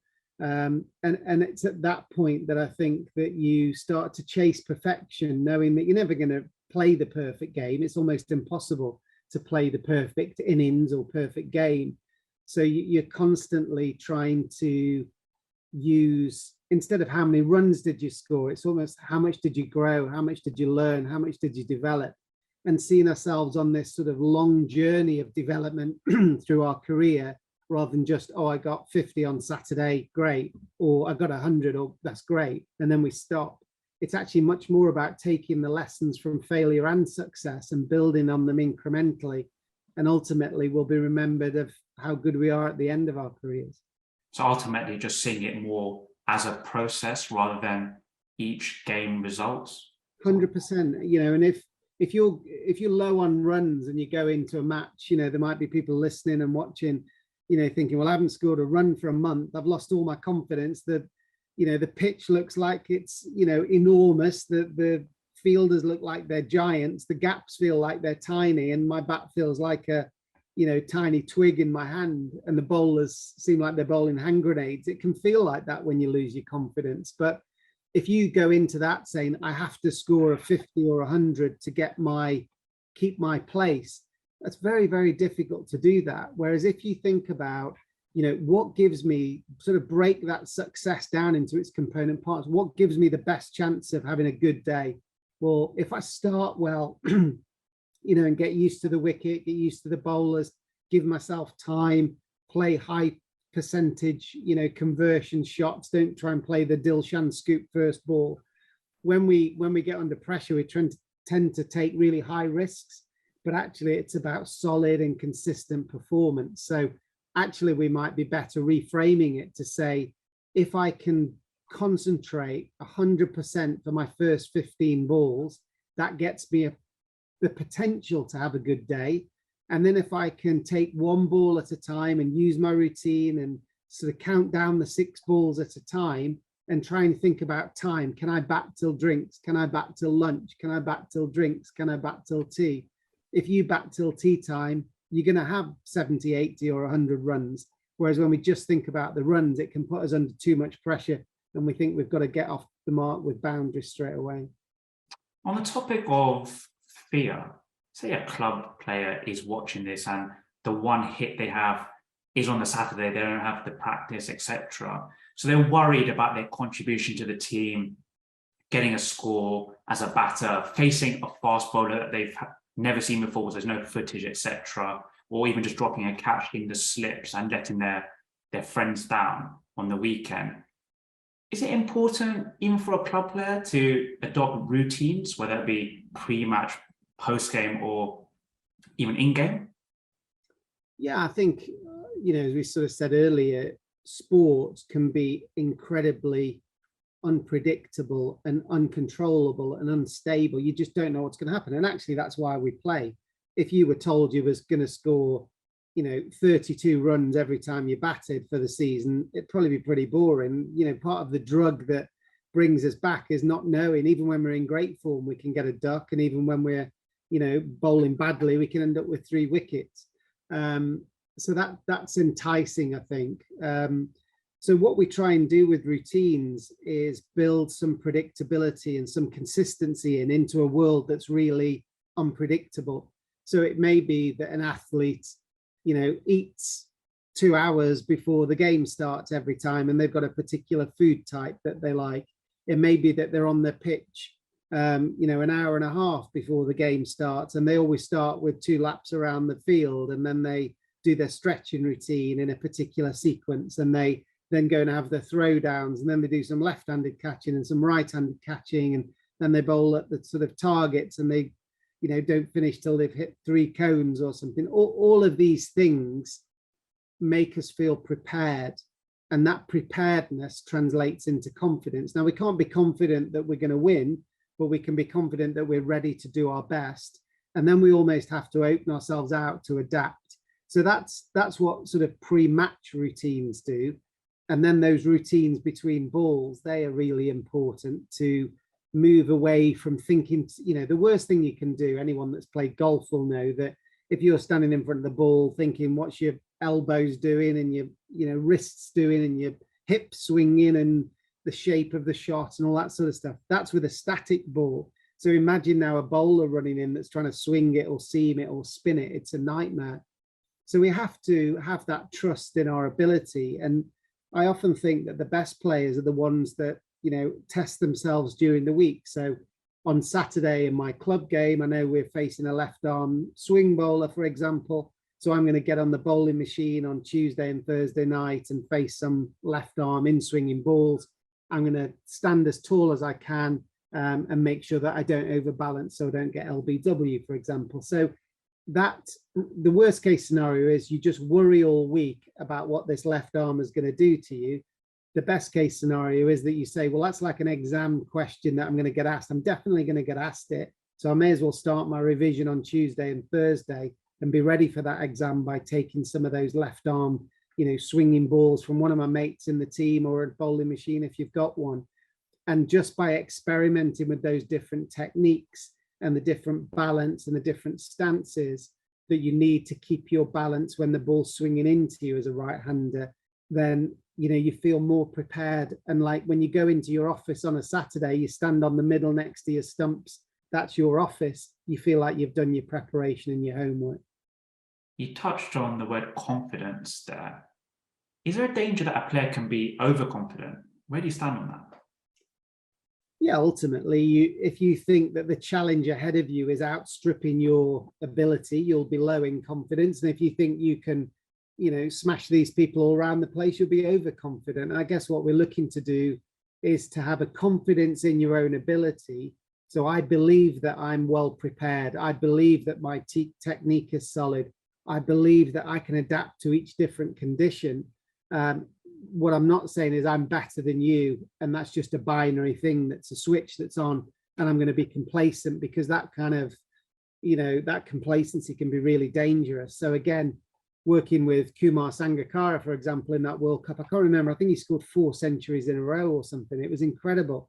But just that ability to almost go into each match as if you've gone through a car wash, you know, and you're completely clean. You take your experiences and your knowledge and your talent with you, but your brain is fresh, the slate is clean, you know, the pitch is brand new, as is the ball, and you start again from scratch. And I was very lucky to play against Sachin Tendulkar a few times in my career. We played one game and I sat with him after and asked him a few, you know, ideas. And I said, how much of your game do you take to the middle? And he said about 40% is what I think I should be doing, and I take my talent into the middle. 60% is what do I need to adapt to on the day? And I think there's something really powerful in that. You can't just think that this is the way I play and I'm going to go and do it every day and just move that around the world or around the club circuit. You've got to say, yes, I've got enough talent to get me through most situations, but 60% of today's success, 60% of my value to my team is how I can apply those skills in this particular situation, in this particular game, in these weather conditions, against these bowlers today. That's all that matters. And the players that can suspend their ego a little bit and adapt to be successful against a weaker team or on a windy day or on a green wicket, those are the people that are consistent. And those are the ones that end up being invaluable for teams, rather than somebody who just says, that's the way I play, you know, and they're consistent, you know, once a month, or they do well once a month or something like that. The term mental toughness gets thrown around a lot in commentators. You see it, say, for example, in a 5-match series, and a bowler's got the wood over a batter, keep getting them out. The term is used, the batter's brain is scrambled. So on the topic of that, can mental toughness actually be taught? And what would your tip be for a club player, for example, say they're playing a team home and away, and the bowler just keeps getting them out every season? Any advice you can give them? Any routine? Sure. Mental toughness is one of those sort of umbrella terms like resilience, they're the winning mindset. They're sort of phrases that underneath there's lots of attributes. So there's probably the ability to handle pressure. So that's about psychological and physiological composure.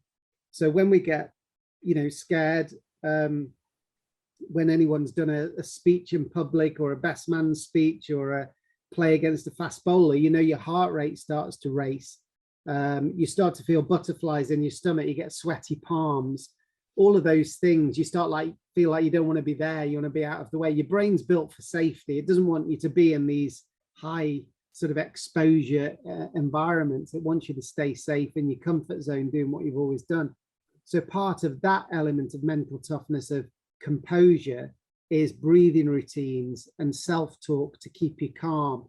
So you're basically saying, okay, make sure you stand up tall and watch the ball, get ready to adapt, nice and sharp, using language like that between balls rather than he's the fastest in the league, he's going to hurt you.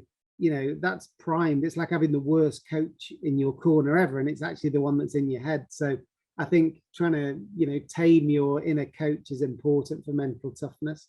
Then we've got the ability to handle setbacks, whether that's playing and missing 4 times and being able to refocus and taking the next balls. If it's the first ball you've ever faced, that's a brilliant skill. Or whether it's the ability to go from 2 or 3 bad innings and then come back fresh again and play well in the 4th game, that's mental toughness. Whether it's the guys at slips chirping you about your backlift or your family members or whatever it might be, the ability to dial them down, the volume control down, and dial up the focus on the ball and focus on the moment and focus on your key techniques, that's mental toughness. So there's lots of different elements to it. Yeah, mental toughness develops through time, and there are definitely skills and strategies we can learn. I don't think you're born mentally tough. I think you have to learn it through setbacks and failures, and actually being interested in mindset. I think we're all interested in how to hit a cover drive or play a sweep shot, but are we really interested in delving into our own fears and insecurities and getting some coaching for that? Because that to me is the biggest competitive advantage in the game. I think we've all seen, AB de Villiers playing shots. We've all seen reverse swing. We've all seen doosers. We can't necessarily all bowl them, but not everybody knows about mindset. And I think that's the biggest way you can take your game from being average to the best you can be, whether that's at school or club or second team, third team, first team, international cricket, whatever. The higher up you go, the more the margins are about mindset, I think. So branching off from that, external noise impacts a lot of players in our game, whether you're playing test cricket and the crowd's on your back, or if you're a young school or club cricketer, perhaps a parent or a friend is just putting a lot of pressure and expectation on you. Again, what tips would you give a player that's perhaps feeling this pressure from the outside as such? Well, again, it's probably pressure to be a superstar, pressure to score 100, but you can't score 100 when you're, getting changed in the morning, ready to go, or you're on the school bus onto the game. All you can do is think about setting yourself up for success. So everyone else's expectation is one thing, but really we have to have those high standards for ourselves, and just make sure you're preparing like you're the CEO of your own business. Have I answered the questions? Have I done my fitness? Have I eaten well this week? Have I done my drills? Have I taken 100 catches on each hand? You don't deserve to catch the ball at slip, and help the team to win if you've not done any practice. So I think it's much less about natural talent and this judgment of whether he or she is good enough. And it's much more about this growth mindset, which sort of believes that we've got to be courageous. We've got to have a go. If you get a chance to open the batting, put your hand up, do it and learn. What's it like against the new ball? It's very different. Okay, so what does my technique need to do? Right, okay, I can take that forward into next week. So I would see the pressure as being, can I get the very best out of myself on a staircase trying to improve? So the only real failing is if I'm a worse player this month than I was last month, not, I haven't scored 100 yet, I'm a rubbish player. It's not about that. It's about constantly looking to improve and learn and get feedback and watch other people. What do they do? on a really sticky, sort of inconsistent wicket, the most consistent batsmen will be the ones that are playing straight. So if you bat second, watch the most successful batsmen in the first innings from the opposition, see how they bat, you know, really tune in to what they're thinking and how they're playing, and then apply it to yourself. Whereas you tend to think, oh, that's not really relevant, I'll go out there and play my way. And before you know it, you've sort of gone to cut one, it keeps low and you've been bowled. So there's so much information out there that you can take in to be this learning machine as you go through your career, and especially at the younger levels. You know, thinking about how you think and prepare, I think, can give us massive confidence. What are your views on goal setting for a player? Are you big on that, or do you think it can prove a distraction when we're talking about seeing your game as a process? What are your views? I think goal setting is important. I think at the beginning of the season, if you can say, look, I want to get, you know, these number of wickets and these number of runs, these number of catches, you know, but the key thing is not the goal setting, it's the goal striving. It's, again, you know, if I want to take, you know, 80 catches this season or 40 catches this season, whatever the target is, then am I fielding in a position where I'm going to get that many catches? Okay, well, I need to be at, you know, first slip in my club team or whatever, right? To be first slip in my club team, I need to have the best hands in that position and be really agile against the fast bowlers or whatever. Right, so am I going to practice every Tuesday night? Am I going to do 40 minutes of catching on my own, irrespective of what everyone else is doing? Well, if I do that, then I give myself the best chance in the best position on the field to get the most catches. You know, breaking down the batting again, I've said, if I want to score 600 runs for my team this year, and we've got 20 fixtures, then I can work out roughly what that is per game. And I can work out my strike rate and think, right, actually what I need to do, if I need to score 30 runs each game on average, I need to face 50 balls. How am I going to face 50 balls every game? Well, how can I practice being patient in the nets? You know, what I see of most people in the nets is, you know, they're cautious for the first 5 balls. They start to accelerate and experiment for the next 15, 20 balls. And then when the coach says last 5 minutes, they start trying to hoon the ball out of the park. Now, you've probably faced 30 balls and played 60 different shots during that period. Whereas if you bat in the nets with the same patience and focus, it's not about, to me, it's not about the volume of balls that you face. It's about the intensity of focus for each ball. So rather than having 8 bowlers in the nets that are sort of pushing off the back wall as soon as the, you know, the other guy's got the ball back, so you're getting this constant sort of machine gun of deliveries, that's not cricket.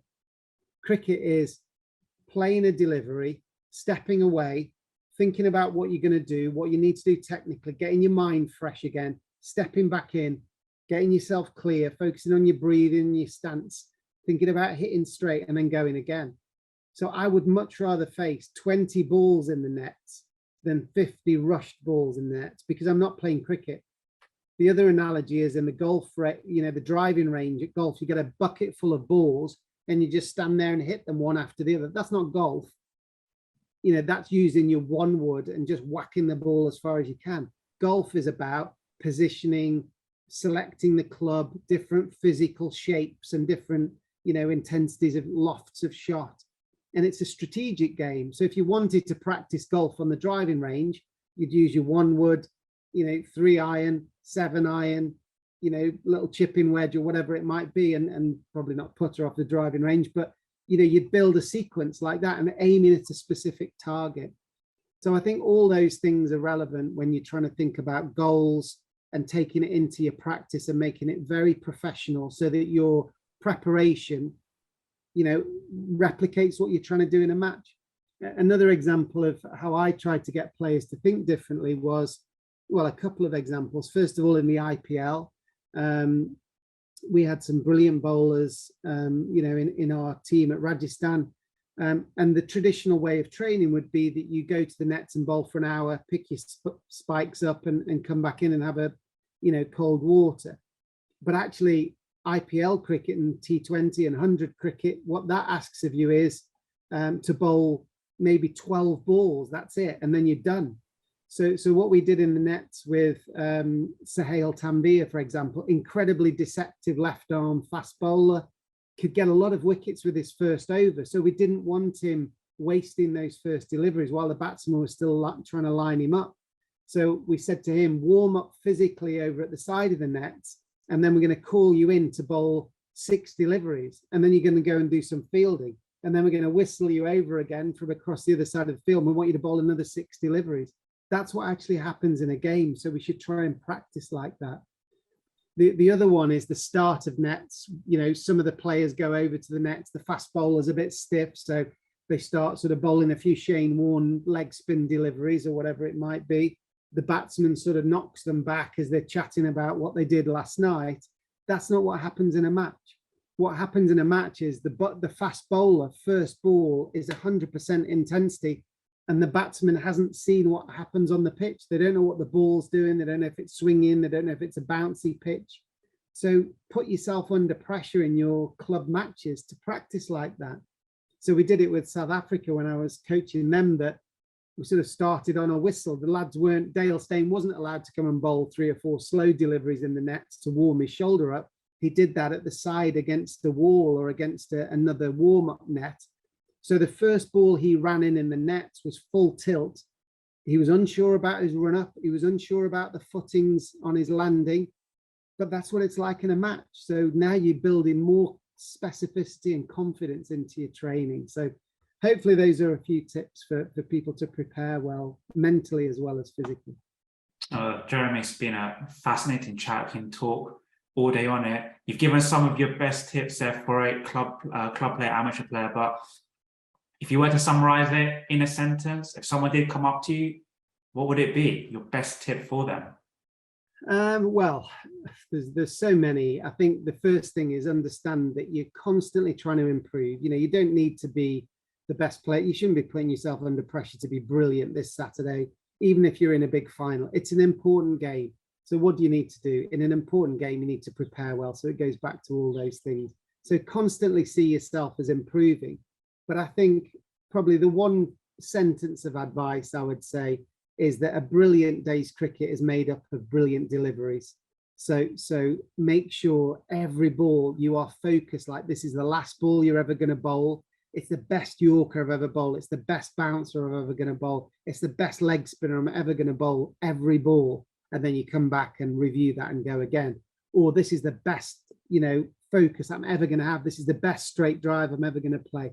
One ball at a time, and almost like a necklace, we sort of link those things together. And if we can make the chain long enough, then we get 100 or get our 5 wickets that we all crave for. Jeremy, perfect. Really appreciate your time again. Giving some great advice for a lot of cricketers there. So I'm sure everyone gets some great value. And yeah, appreciate your time. So thank you. Thanks a lot. And if anyone wants to find out more about my work, my podcast, Inside the Mind of Champions, has got some brilliant interviews of Dale Steyn, Graham Smith, Shane Warne, some brilliant people, Viv Richards. So go over to Inside the Mind of Champions and follow me there, and you'll hear lots more tips.